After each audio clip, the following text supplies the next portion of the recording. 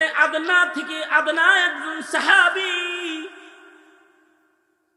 ইমানের সাথে যারা আল্লাহর রাসূলকে দেখেছেন তার ঈমান তারকার মতো।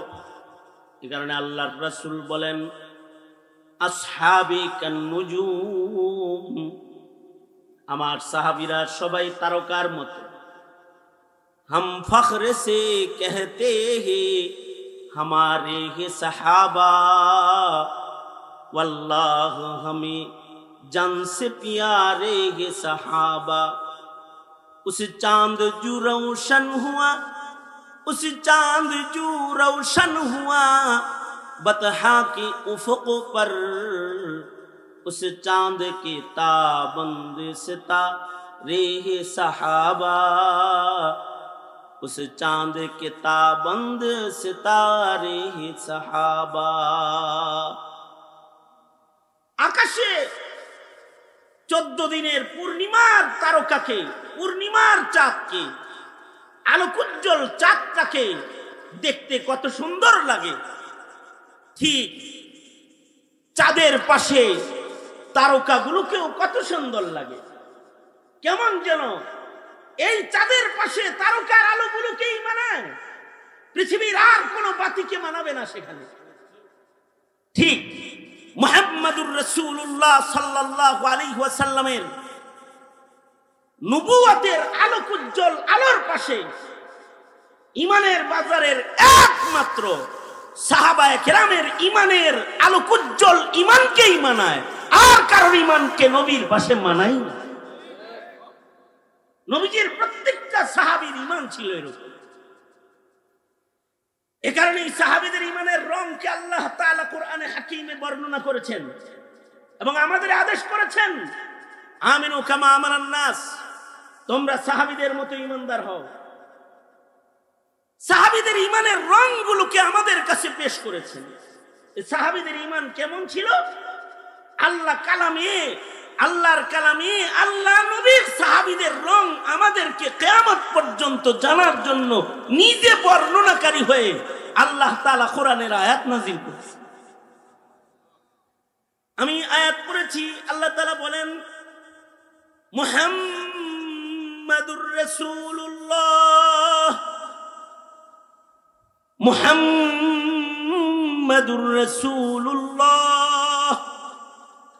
والذين معه أشداء على الكفار، والذين معه أشداء على الكفار رحماء بينهم تراهم ركعا سجدا يبتغون فضلا من الله، يبتغون فضلا من الله ورضوانا।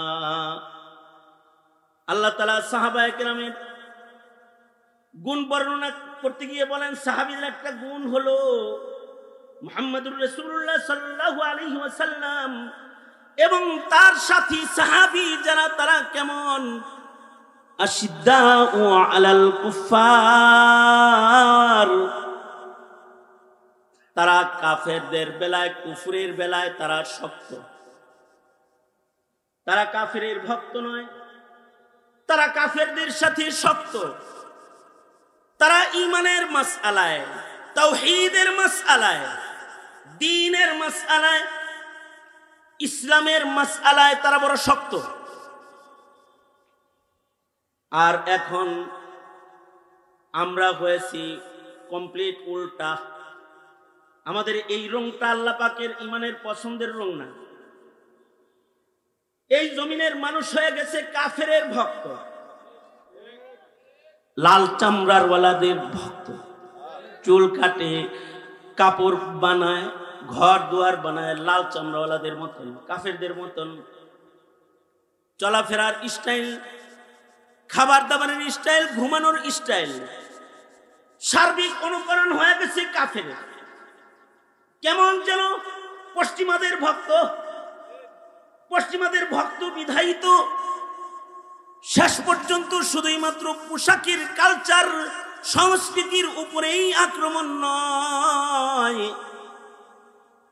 পশ্চিমাদের নষ্ট চরিত্রকে মুসলমানদের ভেতরে ইস্টাবলিশ করার চক্রান্ত চলছে প্রতিনিয়ত।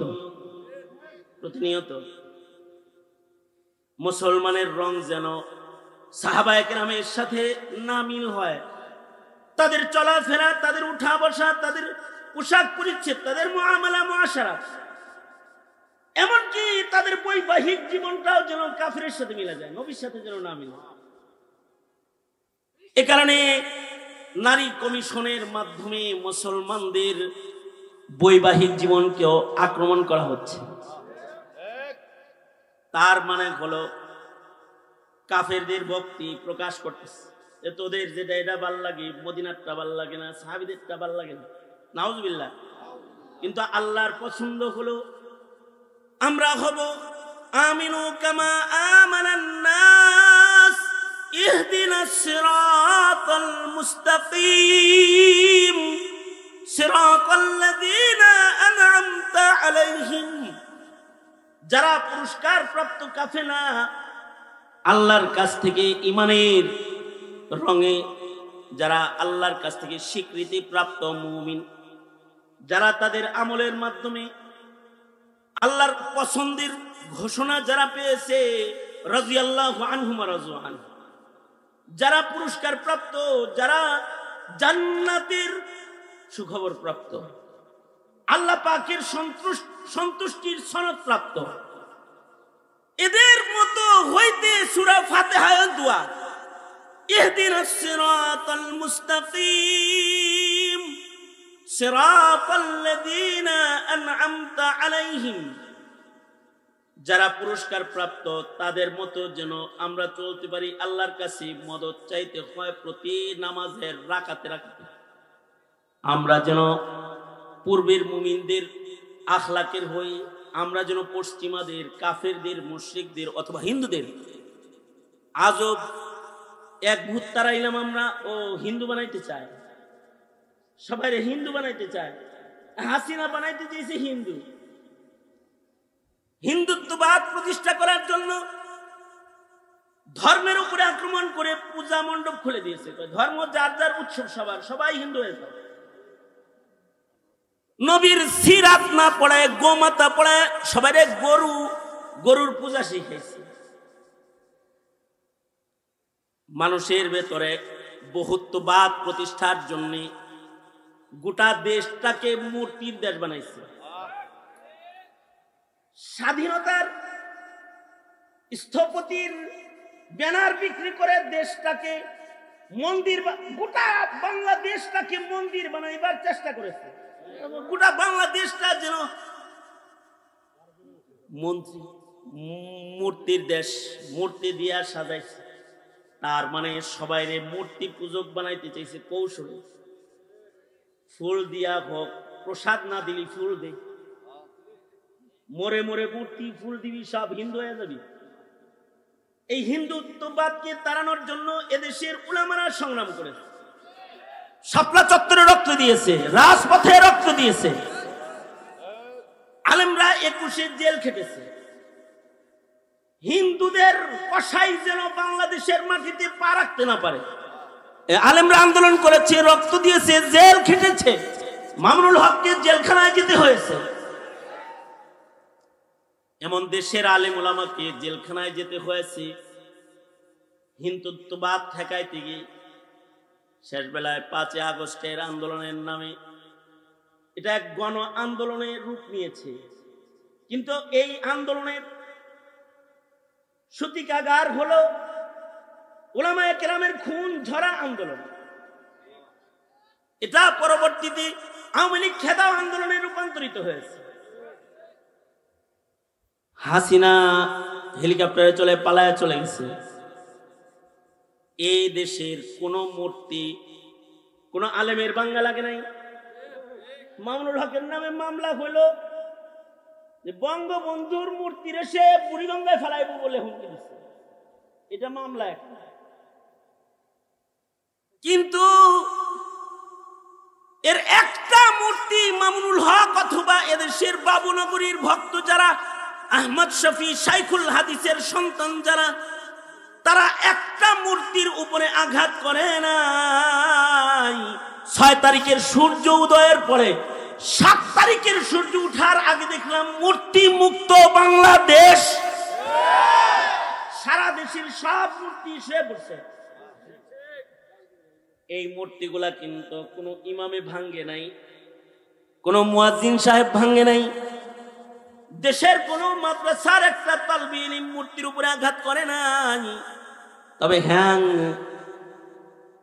হিন্দুত্ববাদে ভক্ত যারা তাদের এদেশের মুসলমানের সন্তানরা দেখায় দিয়েছে আমরা বহুত্ববাদ মূর্তি পূজারী নই, আমরা একত্ববাদ বিশ্বাসী মুসলমানের সন্তান।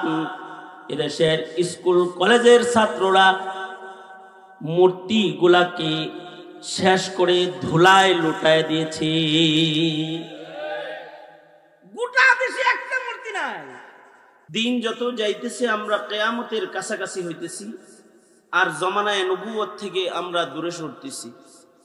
এক একটা ঘন্টা, এক একটা মিনিট, এক একটা সেকেন্ড যাইতেছে, সামনে যাচ্ছি আমরা ভয়াল সময়ের দিকে, ভয়ঙ্কর জমানার দিকে আগাইতেছি।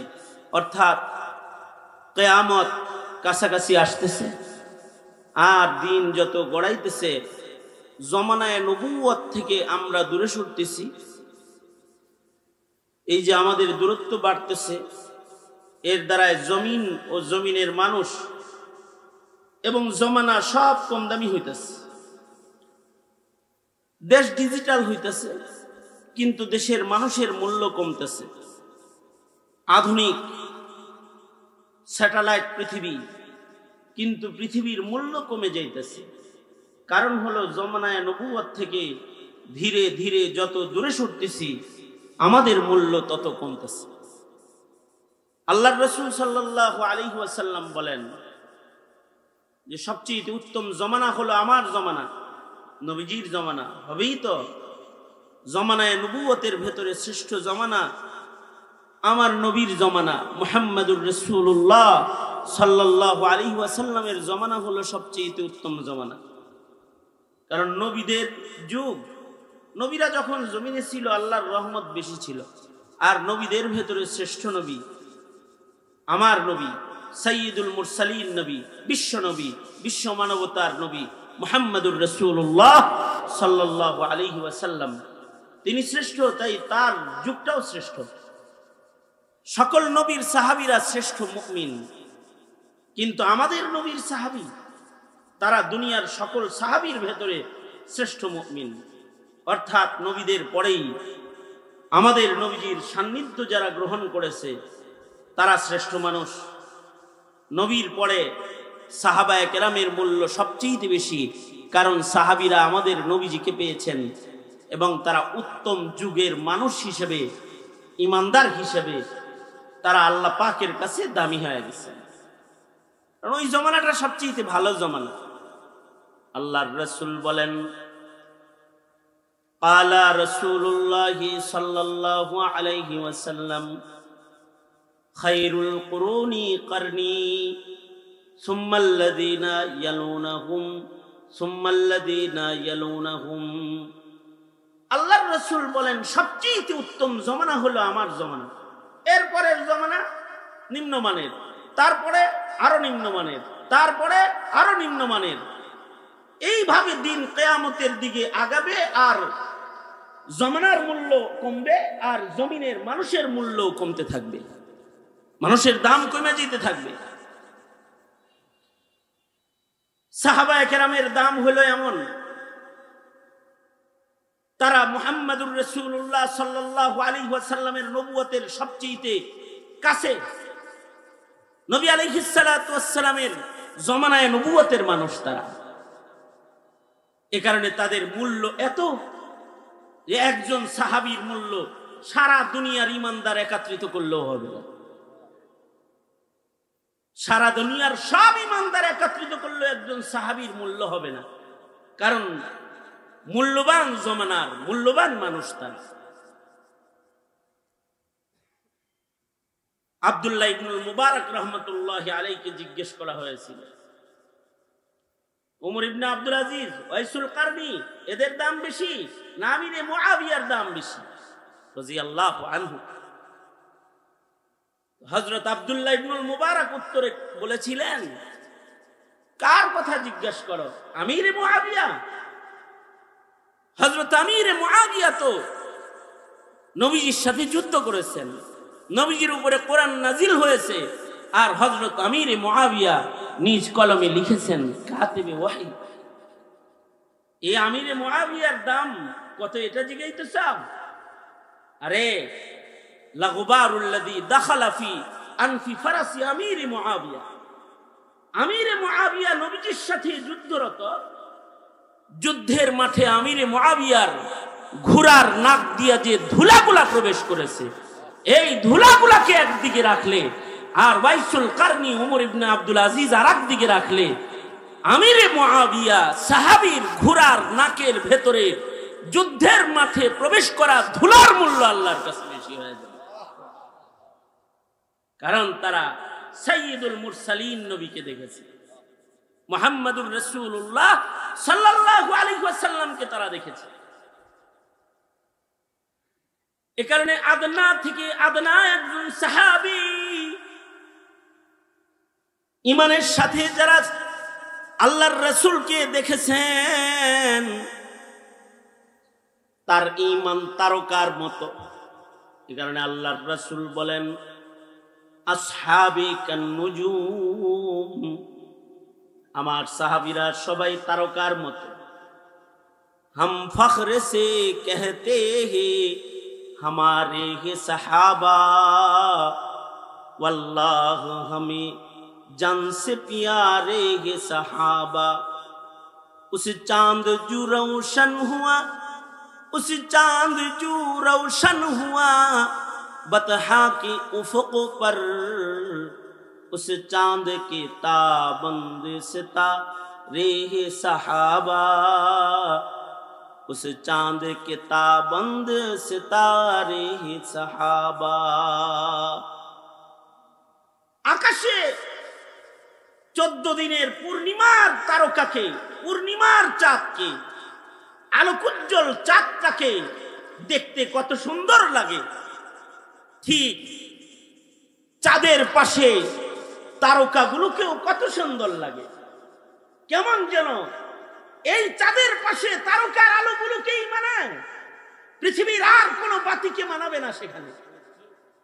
ঠিক মুহাম্মাদুর রাসূলুল্লাহ সাল্লাল্লাহু আলাইহি ওয়াসাল্লামের নবুয়তের আলোকোজ্জ্বল আলোর পাশে ঈমানের বাজারের একমাত্র সাহাবায়ে কেরামের ঈমানের আলোকোজ্জ্বল ঈমানকেই মানায়, আর কারোর ঈমানকে নবীর পাশে মানায় না। নবীজির প্রত্যেকটা সাহাবীর ঈমান ছিল এরকম। এ কারণে সাহাবীদের ঈমানের রংকে আল্লাহ তাআলা কোরআনে হাকিমে বর্ণনা করেছেন এবং আমাদের আদেশ করেছেন, আমিনু কামা আমানান নাস, তোমরা সাহাবীদের মতো ঈমানদার হও। সাহাবীদের ঈমানের রংগুলোকে আমাদের কাছে পেশ করেছেন। এই সাহাবীদের ঈমান কেমন ছিল? আল্লাহর কালামে আল্লাহ নবীর সাহাবীদের রং আমাদেরকে কিয়ামত পর্যন্ত জানার জন্য নিজে বর্ণনাকারী হয়ে আল্লাহ তাআলা কোরআনের আয়াত নাযিল করেছেন। আমি আয়াত পড়েছি, আল্লাহ তাআলা বলেন, মুহাম্মাদুর রাসূলুল্লাহ,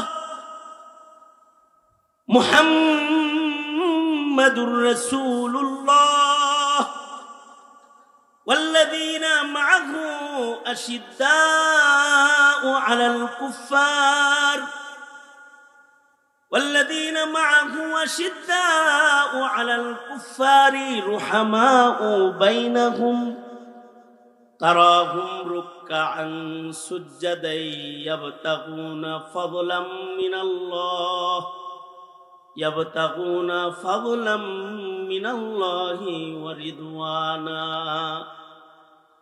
আল্লাহ তাআলা সাহাবায়ে কেরামের গুণ বর্ণনা করতে গিয়ে বলেন, সাহাবীদের একটা গুণ হলো মুহাম্মাদুর রাসূলুল্লাহ সাল্লাল্লাহু আলাইহি ওয়াসাল্লাম এবং তার সাথী সাহাবী যারা, তারা কেমন? আশিদ্দাউ আলাল কুফার, তারা কাফেরদের বেলায়, কুফরের বেলায় তারা শক্ত। তারা কাফেরের ভক্ত নয়, তারা কাফেরদের সাথে শক্ত। তারা ঈমানের মাসআলায়, তাওহীদের মাসআলায়, দ্বীনের মাসআলায়, ইসলামের মাসআলায় তারা বড় শক্ত। আর এখন আমরা হয়েছি কমপ্লিট উল্টা।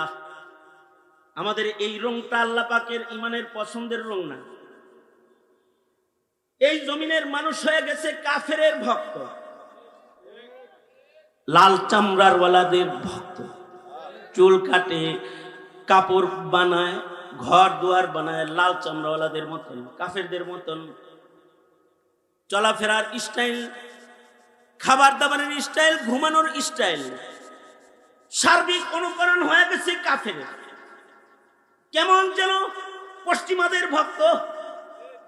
পশ্চিমাদের ভক্ত বিধায়িত শেষ পর্যন্ত শুধুই মাত্র পোশাকের কালচার, সংস্কৃতির উপরেই আক্রমণ নয়,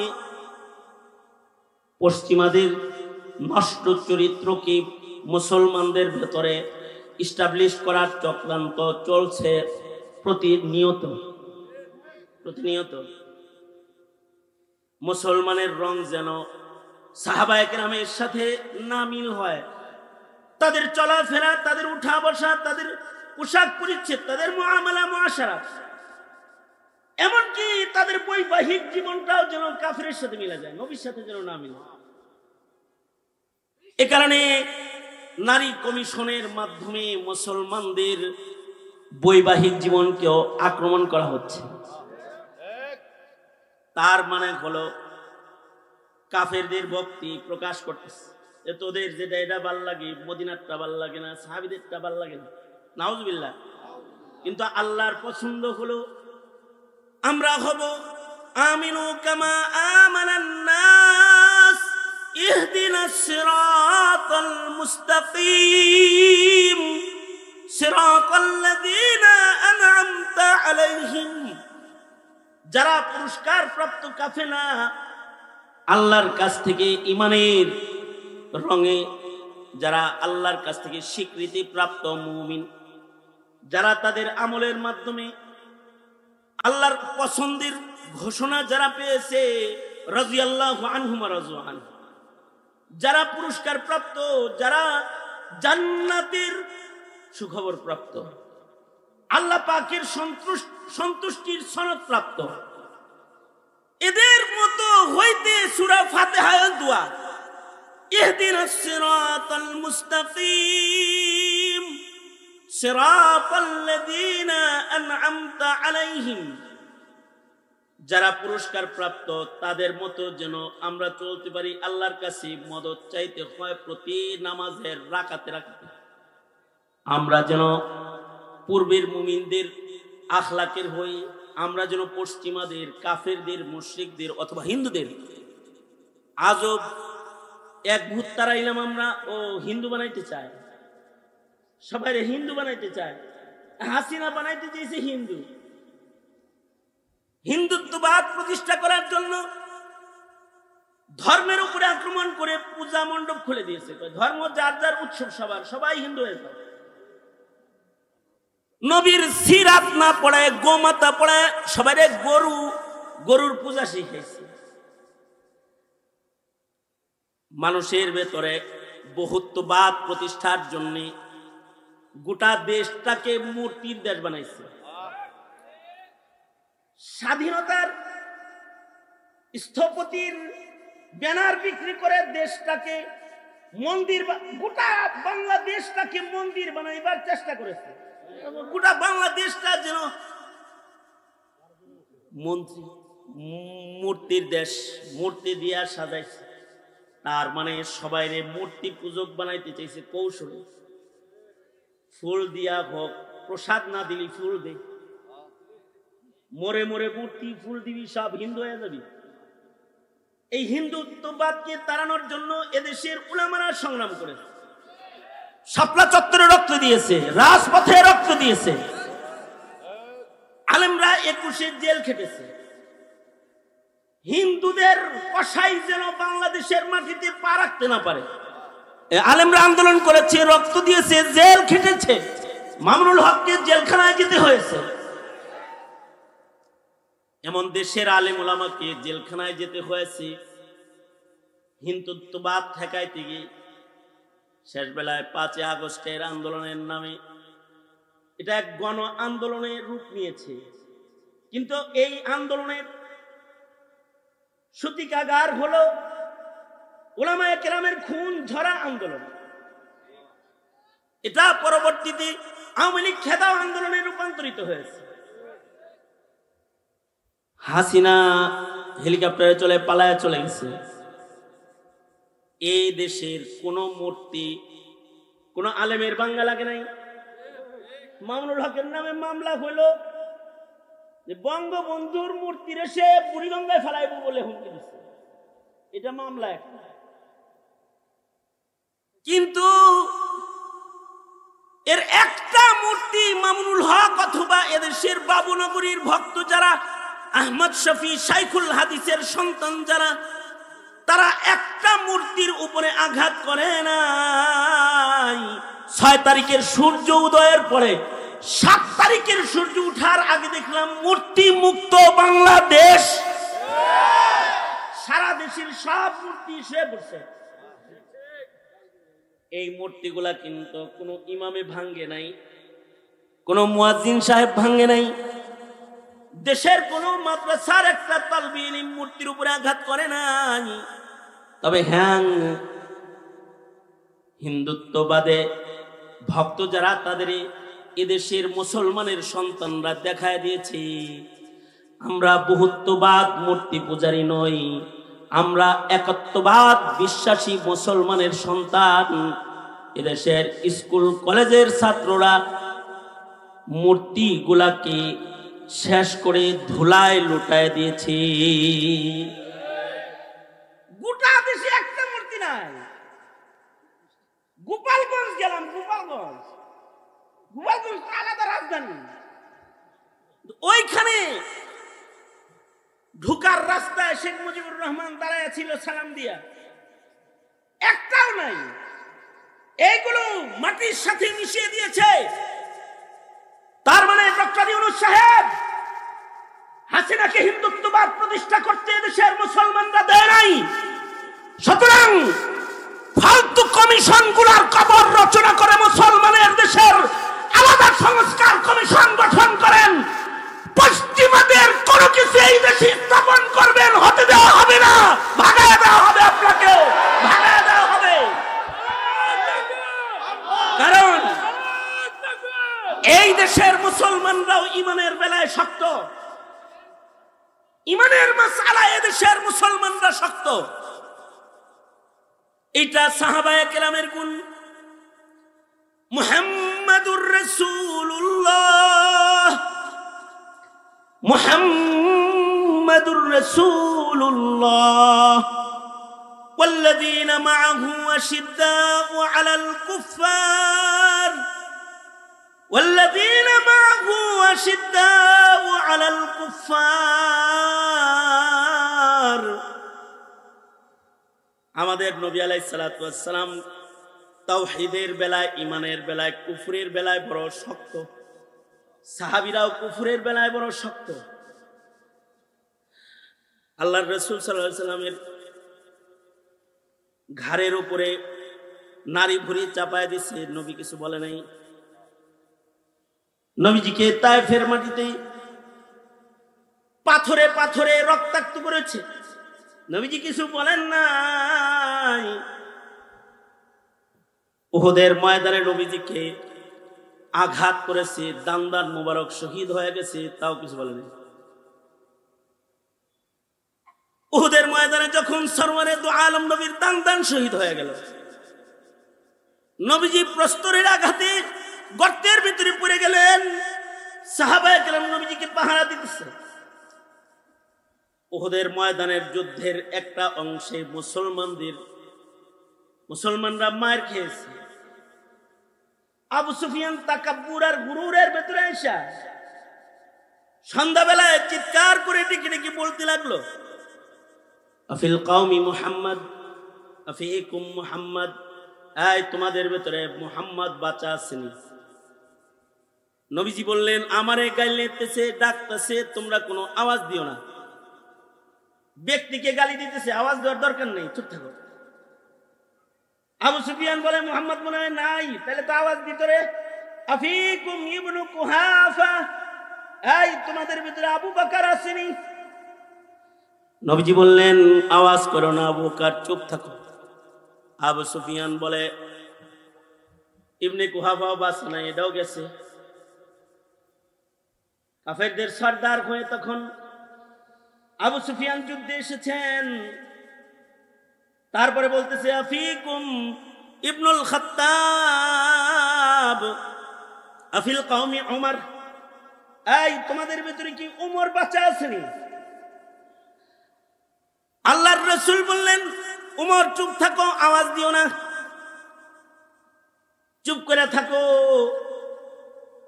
আবু সুফিয়ান মনে করলো উমরও মারা গেছে, নবীজিকে ডাকছে। নবী বলে, চুপ থাকো, জবাব দিও না। আবু বকরকে ডাকছে, রাসূল বললেন, চুপ থাকো, জবাব দিও না। উমরে ডাকছে, নবী বললেন, চুপ থাকো, জবাব দিও না। এবার যখন চিল্লা চিল্লা আবু সুফিয়ান বলা শুরু করলো, নাই রে, নাই রে, এগুলো সব মিটে গেছে, সবগুলা মরছে। হযরত উমর তো গরম মেজাজের মানুষ, সাহাবায়ে কেরামের ভিতরে গরম যারা, হযরত উমর গরম। এই কারণে হযরত উমর যে পথে হাঁটে, শয়তানও হাঁটে না। সবার মেজাজ এক না। হযরত উমর গরম, সব সাহাবীরা চুপ রয়েছে, কিন্তু হযরত উমর আর চুপ থাকতে পারে না। হযরত উমর ডেকে বললেন, ওই যে বলছে যে নবীও মরছে, সাহাবীও মরছে, হযরত উমরের ভেতরে আঘাত আসছে, আর ঠিক থাকতে পারে নাই নবীজির প্রেমে। হযরত উমর ডেকে বললেন, এই আল্লাহর দুশমন, তুই যাদের নাম উচ্চারণ করেছিস কেউ মরে নাই, তোদেরকে নাস্তানাবুদ করার জন্য সকলকে আল্লাহ তাআলা বাঁচায় রাখছে, আমরা সব বাঁচা আছি। হযরত উমর বললেন, এই আল্লাহর দুশমন, আমরা সব বাঁচা আছি। আবু সুফিয়ান এবার হযরত উমরের কথার উত্তর দিতেছে, ও বাঁচা আছো না? বাঁচা থাকলে কি হইব? তোমরা দুর্বল, আমরা সবল। লানাল উজ্জা ওয়ালা উজ্জা লাকুম, লানাল উজ্জা ওয়ালা উজ্জা লাকুম। আমাদের জন্য উজ্জা নামী মূর্তি আছে, বুত আছে, তোমাদের জন্য উজ্জা নামী বুত নাই। আবু সুফিয়ান বলে, বাচ্চা থাকলে কি হইব তোমরা? লানাল উজ্জা ওয়ালা উজ্জা লাকুম, আমাদের জন্য উজ্জা নামী বুত আছে, তোমাদের উজ্জা নামী বুত নাই। এতক্ষণ কিন্তু আল্লাহর রাসূল বলেছেন, কথা বলো না, চুপ থাকো। ব্যক্তির উপরে আঘাত করেছে, বলে চুপ থাকো। আবু বকরকে আঘাত করে কথা বলেছে, কয় চুপ থাকো। উমরকে আঘাত করে বলেছে, মরছে ওটা, চুপ থাকো। কিন্তু এবার যখন আবু সুফিয়ান বলে, লানাল উজ্জা ওয়ালা উজ্জা লাকুম, অর্থাৎ মূর্তিকে যখন তাওহীদের উপরে তুলে ধরেছে, এবার আল্লাহর রাসূল বলে, উমর এতক্ষণ চুপ ছিলা, এখন আর চুপ থাকার সময় নাই, জবাব দাও। উমর বলে, কেমনে জবাব দিব? আল্লাহর রাসূল জবাব নিজে শিখায়া দিয়া বলে, বলো, লানাল মাওলা ওয়ালা মাওলা লাকুম। এই আল্লাহর দুশমন, আমাদের জন্য আল্লাহ আছে, তোদের জন্য আল্লাহ নাই। আমাদের জন্য মাওলা আছে, তোদের মাওলা নাই। তার মানে ব্যক্তির উপরে আঘাত করলে পরে রাসূল কিছু বলে না, কিন্তু তাওহীদের উপরে আঘাত করলে রাসূল তখন ছাড়ে না, সাহাবী তখন ক্ষত বিক্ষত দেহেও ছাড়ে না। ঠিক ওইরকম দেশের মুসলমানরা আমাদের টাকা পয়সা চুরি করে বিদেশ নিয়ে জমা করছে, আমরা কিছু বলিনি। রিজার্ভ ফান্ড খালি করে লয়ে গেছে, তাও কিছু বলি নাই। দেশের বিভিন্ন জায়গায় আমাদেরকে ক্ষতিগ্রস্ত করেছে, জনতার হক নষ্ট করেছে, আমরা কিছু বলি নাই। অথবা আমাকে কাঠমোল্লা কইছে, তাও কিছু বলি নাই। আমাদেরকে মধ্যযুগী বলে গালি দিছে, তাও কিছু বলি নাই। আমাদের আলোচনা বন্ধ করতে চেয়েছে, তাও কিছু বলি নাই। আমাদের ব্যক্তির উপরে আক্রমণ করেছে, তাও কিছু বলি নাই। ওরা গালাগালি করছে, হুজুররা বুখারী শরীফ পড়াইছে, অথবা মসজিদে নামাজ পড়াইছে, মিম্বরে খুতবা দিয়েছি। কিন্তু এই শয়তানের দলেরা যখন ইসলাম নিয়ে টানাটানি শুরু করছে, তখন নবীর সুন্নত হয়ে গেছে, এখন আর চুপ থাকার সুযোগ নাই। যেই ঠান্ডা মৌলবী নামাজ পড়াইতো, সেই ঠান্ডা মৌলবী গরম হয়ে শাপলা চত্বরে যে কোমরে গামছা বাঁধে দাঁড়াইছে,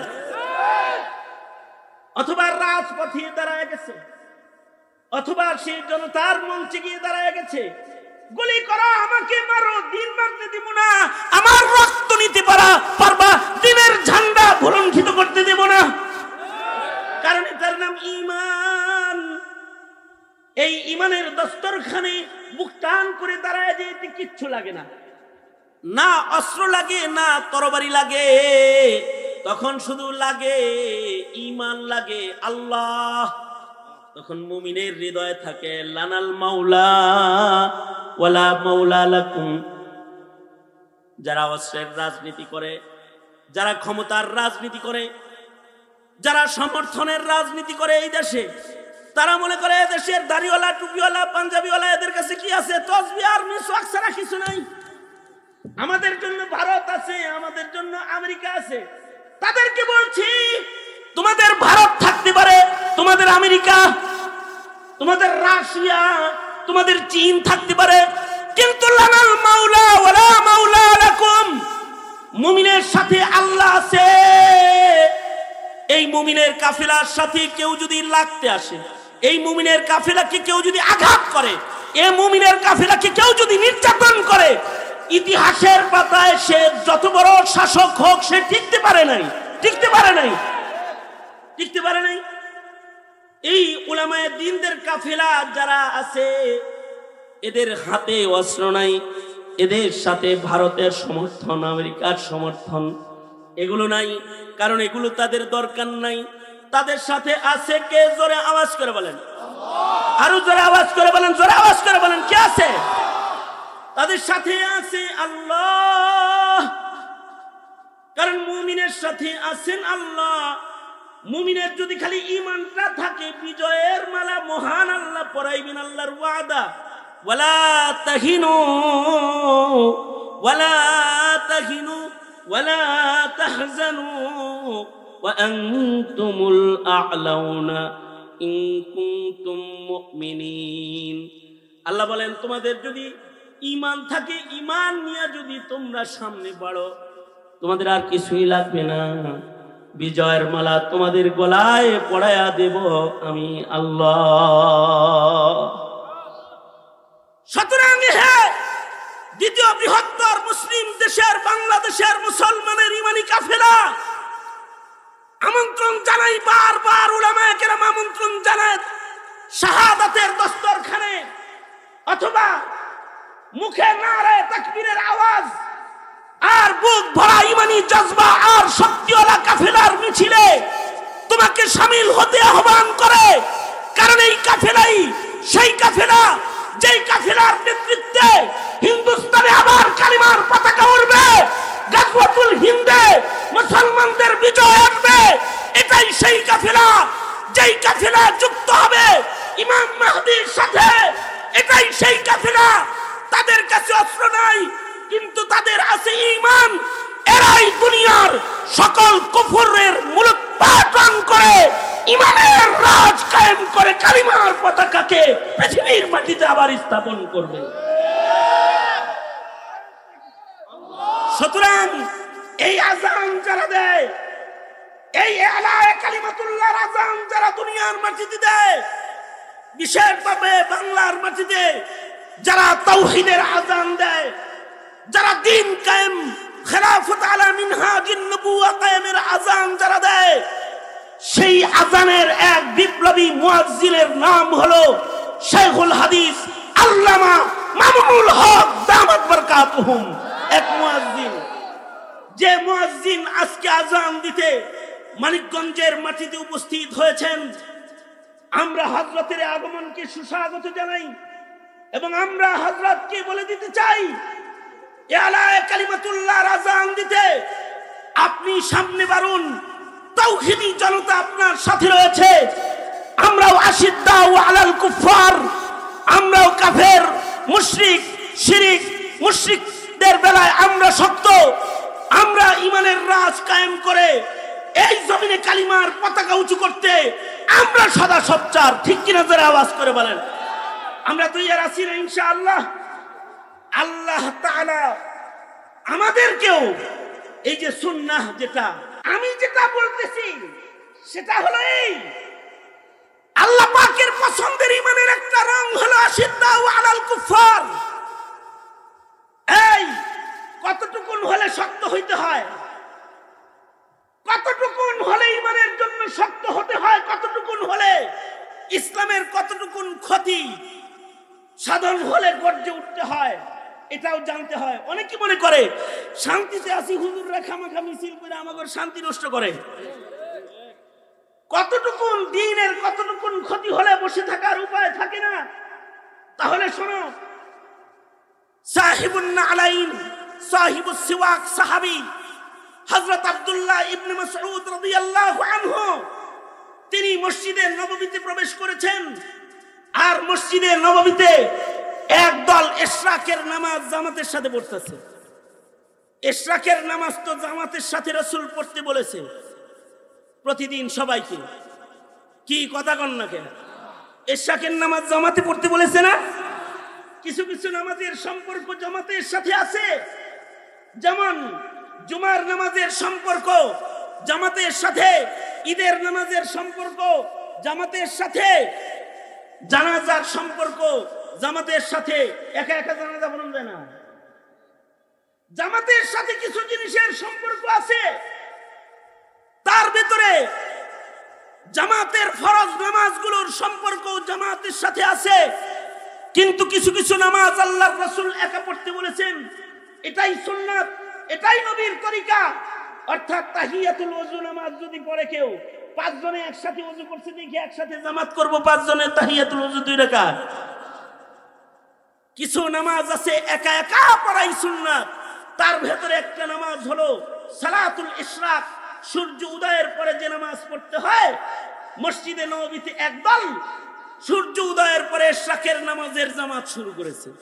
পাশেই আছেন আব্দুল্লাহ ইবনে মাসউদ রাদিয়াল্লাহু আনহু। তিনি তাদের গিয়ে বললেন, কি রে, কিসের আকামত দিতেছস? ফজরের কাজা পড়তেছস নাকি রে?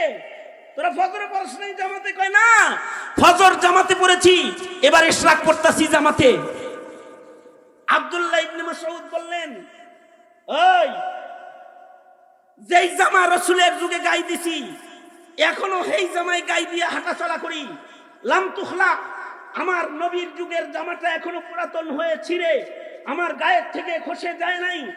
যেই যুগে রাসূলের যুগে যেই বর্তনে আমি খানা খেয়েছি, আজও ক্ষুধা লাগলে পরে নবীর যুগে যেই প্লেটটায় খানা খাইছি, আজও সেই মাটির পেয়ালা সামনে নিয়ে আমি ওই পেয়ালায় আজও খানা খাই।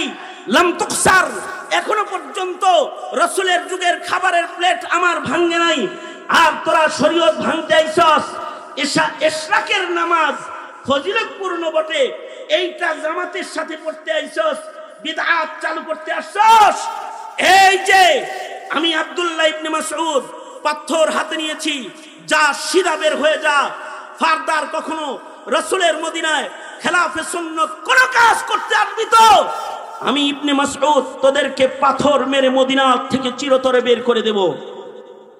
তার মানে হলো একটা সুন্নতের রংকে বদলাইতে গিয়েছে, তার জন্য আব্দুল্লাহ ইবনে মাসউদ পাথর হাতে নিয়েছে। নারী সংস্কারের কমিশনের নামে তোমার দেশের মিরাসের বন্টনের শরিয়া বিধানকে যারা উঠায় দিতে চায়, নারী স্বাধীনতার আন্দোলনের নামে তোমার কন্যাকে যারা বেশ্যার সরকারি সার্টিফিকেট দিতে চায়, সরকারিভাবে তাদেরকে বেশ্যা কার্যক্রমকে, যৌনকর্মীকে শ্রমিকের মর্যাদা দিয়ে তোমার কন্যাকে বেশ্যা বানানোর চক্রান্তকারী যারা হয়, যারা বিবাহের উপরে আক্রমণ করে মুসলিম সামাজিক ইবাদত, বৈবাহিক বন্ধনের, হালাল সন্তান মুমিন জন্মগ্রহণের এক চিরন্তন ধারা, যেটা আল্লাহর রাসূল অথবা নবীদের মাধ্যমে আল্লাহ তাআলা জমিনে স্থাপন করেছেন, এই বৈবাহিক প্রথাকে যারা উঠায়া দেওয়ার চক্রান্ত করতে চায়, যারা মুসলমানদের মাটিতে, মুসলমানদের ঘাটিতে ইসলামের বিপক্ষের আইন করে করে, কোরআনে কারিমের খেলাফ আইন করে মুসলিম দেশের মুসলমানিত্বকে কবর যারা রচনা করতে চায়, তোমরা কি মনে করেছো এখনো কি কারো ঘরে বসে থাকার সুযোগ রয়েছে? না, একটা সুন্নতের রংকে রক্ষার জন্য যেমন পাথর হাতে নিতে হয়, কোরআনের একটা বিধান রক্ষার জন্য লক্ষ লক্ষ মুসলমানকে জীবন দিয়ে হলেও কোরআনের আইনকে রক্ষা করা মুসলমানের জন্য ফরিজা ইবাদত হয়ে যায়।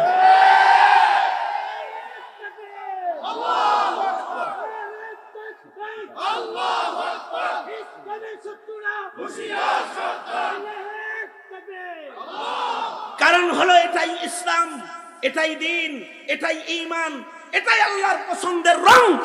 আশিদ্দাউ আলাল কুফার, কাফেরের বেলায়, কুফরের বেলায়, অনৈতিক কার্যকলাপের বেলায়, ইসলামের মুখালাফাতকারী অপশক্তির মোকাবেলায় মুসলমানকে শক্তই হতে হয়। এ কারণে ইমামুল হক শক্ত হয়ে গর্জন দিয়ে সাহাবীদের আদর্শ নিয়ে দাঁড়ায় যান। এ কারণে এদেশের উলামায়ে কেরাম বুকটান করে বাতিলের মোকাবেলায় রাজপথে দাঁড়ায় যায়। যদি এটাই হয় আল্লাহর পছন্দের ঈমান, তবে জিজ্ঞাসা, এহে মানিকগঞ্জের মর্দে মুমিনেরা, তোমরাও কি তাওহীদের জন্য, ইসলামের জন্য বুকটান করে সাহাবায়ে কেরামের মতো সত্য বলতে তোমরাও কি দুর্বার মুজাহিদ হয়ে, দুর্বার বেগে তোমরাও কি দ্বীন কায়েমের মিছিলে শামিল হতে রাজি আছো তো ইনশাআল্লাহ? এটা সাহাবায়ে কেরামের ঈমানের রং। বাস এই একটি রঙের উপরেই আমি কথা বললাম। কথা বলে যেটা বুঝাইতে চাই, নৌকার ধানের শীষার লাঙ্গলের রাজনীতির খেলা না এটা। এখন এসেছে মুসলমানের মাটিতে ঈমানের আর মুসলমানের কালিমার পতাকা উঠানোর খেলা। সুতরাং এই খেলায় শামিল হতে প্রস্তুত আছো তো তোমরা সকলে? কারা কারা রাজি আছো, প্রস্তুত আছো তো ইনশাআল্লাহ? আল্লাহ, আমি সাহাবায়ে কেরামের মাত্র একটি রং আশিদ্দাউ আলাল কুফার, এটাকে সামনে করে যে দুই চারটা কথা আপনাদের সামনে বললাম, যা কিছু বলেছি, যা কিছু আপনারা শুনেছেন, এর থেকে আপনাদের সকলকে আল্লাহ তাআলা সাহাবায়ে কেরামের ঈমানের এই রঙের হিস্সাটা আপনাকে আমাকে আল্লাহ তাআলা দান করুন।